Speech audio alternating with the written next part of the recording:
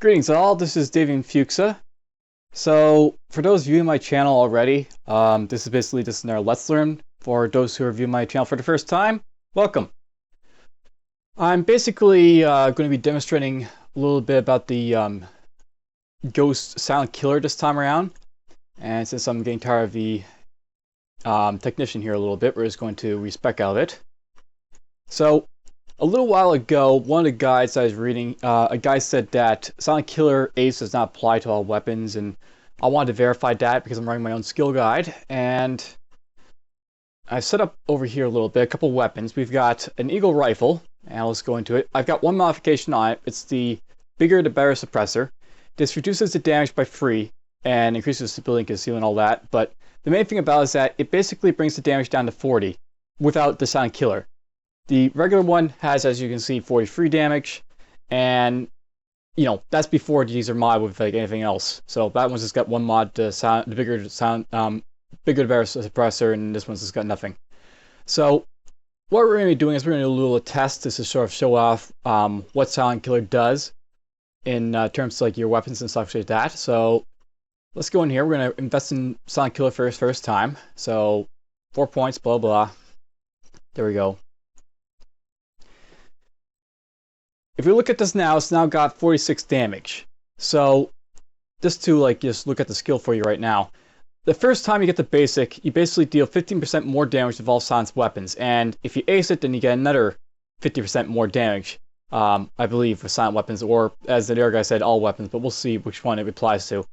But basically, what's happened is that my Eagle Heavy Rifle now has 6 damage attached to it. And if I actually equip it, you'll see that it says +6 from skill. So that's from the Silent Killer skill that's getting the boost from. This one is just still 43, so there's been no effect on the non-silenced weapon. If I invest in this again, will it increase all weapons or just the silence? We will see.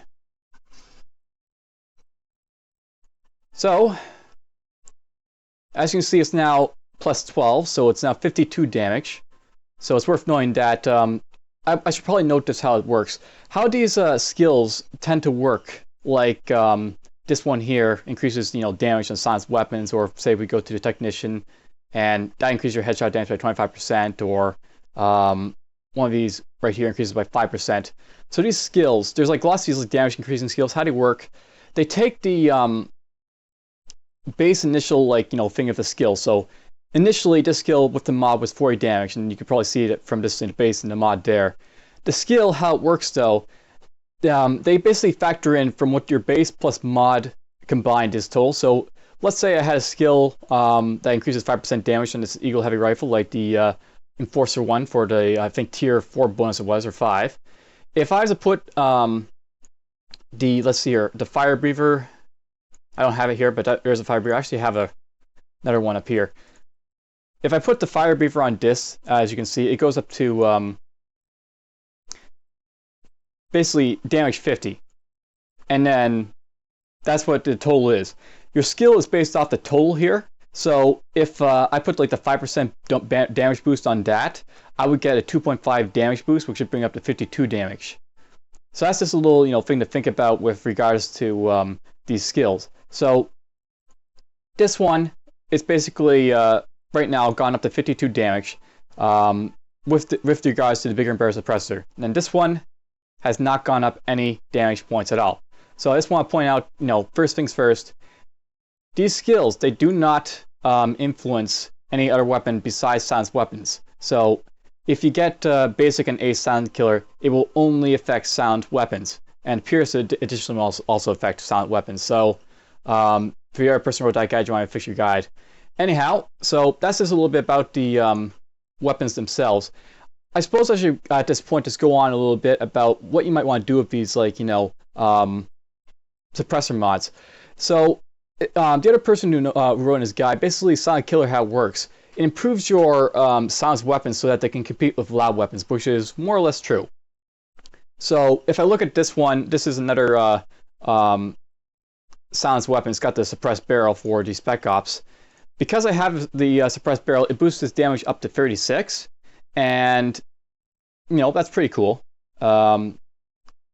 I believe the damage without air, it says right there 8. So base would be that's a little bit off. That's supposed to reduce the damage by 3. Oh well, it's not showing off the damage reduction on the mod, but whatever.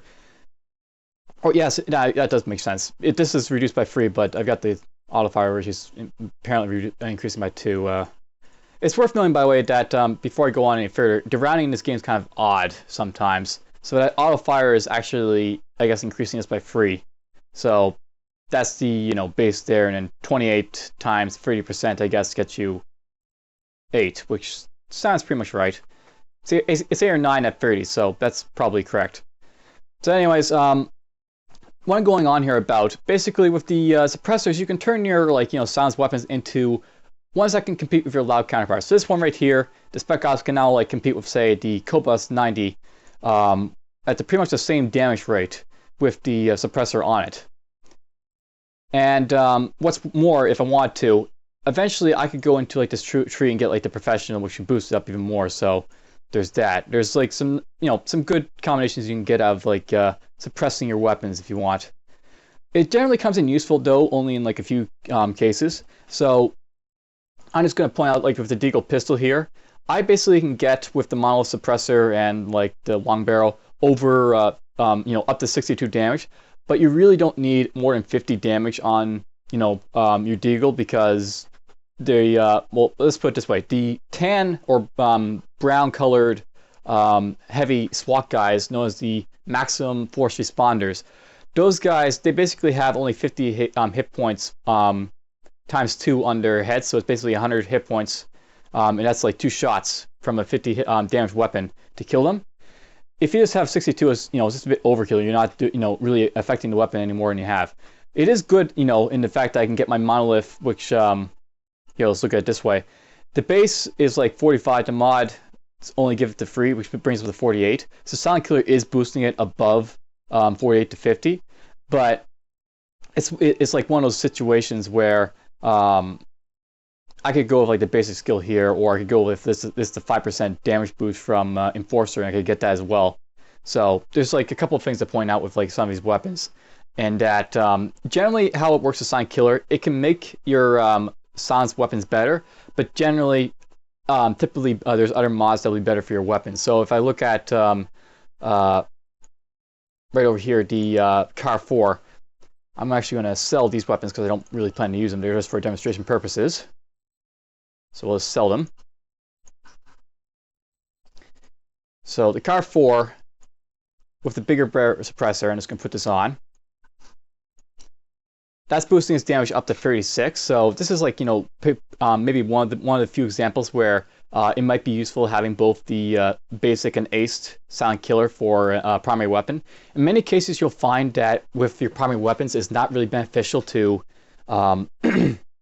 mod your weapons so that they have the damage that they need. For in this case, 35, which would be a free headshot on a 10 or maximum force responder to kill it. If I had just the regular mods, this is 35 damage right here. I've got the long barrel, the stubby, the auto fire, that doesn't increase damage, but the upper receiver down here, the exotic receiver, all these combined to basically make a weapon that hits 35 damage, which is enough to actually kill those enemies, the maximum force responders and free shots, pretty much just the same as this one. And if you look at it, this one's actually got higher conceal. So if you're going for a concealment type of weapon with these bigger and better suppressors and stuff like that, it generally comes out that you generally can't make your bigger and better suppressed weapons on the primary weapons like this do more damage than their counterparts with these. This will be able to kill enemies silently. So if I want to, I could take out maybe a locomotive suppressor. That one's actually got a suppressor, but I could take out this one, but it has 75 damage, and I could boost that up with the Enforcer boost if I went Ghost Forcer or something like that. But more often in times, what happens is that you'll find that it's not very effective in making your weapons better. There are some cases where it can be useful. It is possible I could change this so that, for example, I could add it's worth knowing I don't have the DLCs, but some of these stuff that I could add. I could put on like the straight grip, which would increase this by 2 conceal. I can increase the conceal again by vision magazines, which I don't have yet. Could take off the sight if I want to. Again, these are other stuff that would be helpful if I had them for conceal.